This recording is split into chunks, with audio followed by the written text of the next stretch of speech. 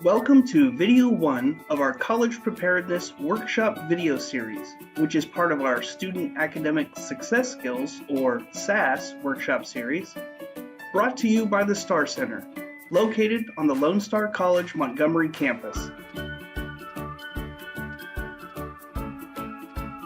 Throughout this College Preparedness Workshop video series, we are actually going to provide you with a collection of highlights from several of our other SAS workshops in order to give you at least a glimpse at some of the core skill sets you will need for a successful college career. From our study planning workshop, we will cover what exactly is metacognition. We will introduce you to Bloom's taxonomy and how it can help you. And we'll also cover the 5 steps of the study cycle. Then we will give you some foundational highlights from 3 of our other in-depth SAS workshops, which are time management, introduction to note-taking, and test-taking strategies. Let's go ahead and begin.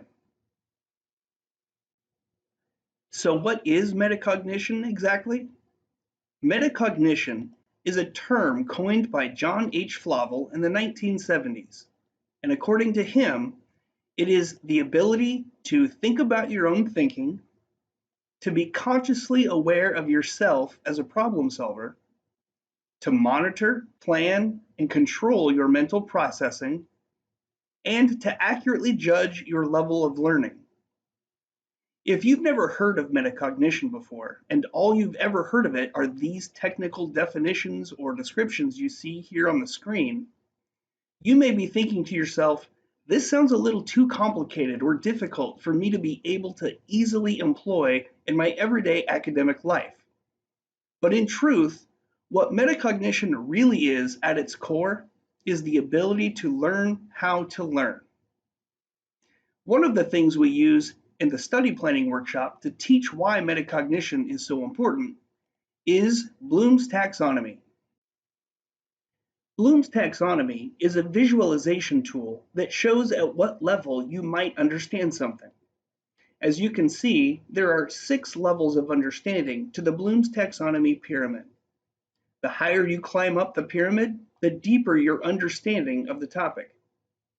If you are at the base level, or the remembering level of Bloom's taxonomy, that means you've memorized definitions or formulas, but can't quite put that information into your own words.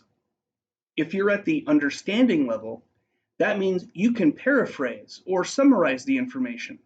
For example, you could explain the concepts of a particular topic to both a 7-year-old and a 70-year-old by using different analogies and examples each of them could understand and relate to. If you've reached the applying level, that means you could use the information you've learned to solve problems that you've never even seen before. If you're at the analyzing level, you could take any concept that you've learned and break it down into its component concepts. If you've reached the evaluating level, that means you could take 2 different processes proposed by others and determine which is more likely to be correct, efficient, or desirable. And if you've reached all the way to the creating level of Bloom's taxonomy, that means you could come up with your own original ideas about solving different kinds of problems, or even designing your own unique processes to achieve the same goal. One easier way to illustrate how Bloom's taxonomy works is to explain it using the famous children's story of Goldilocks and the 3 bears. If you were at the remembering level of understanding the Goldilocks and the 3 bears story, you could simply list the items used by Goldilocks when she was in the bear's house. If you've reached the understanding level, that means you could explain why Goldilocks liked Baby Bear's chair the best.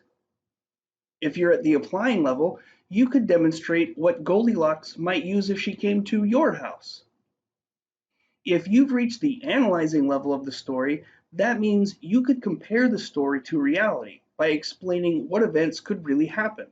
For example, do bears really eat porridge out of bowls?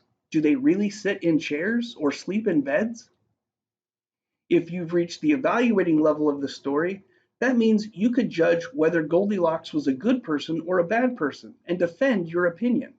For example, did Goldilocks have permission to enter the home of the three bears? Wasn't she technically breaking and entering? And if you understand the story well enough to have reached the creating level, that means you could write your own story about Goldilocks and, say, the three fish, and show how it would be different from the story of Goldilocks and the three bears. Now that you have a basic understanding of what Bloom's taxonomy represents, I want you to ask yourself this question. To what level of understanding do I need to reach in order to make A's in my current or even upcoming college courses? So how exactly does one achieve those deeper levels of understanding with their college course material? One of the best ways to do this, and to ascend higher on this pyramid, is to regularly follow the 5 steps of the study cycle.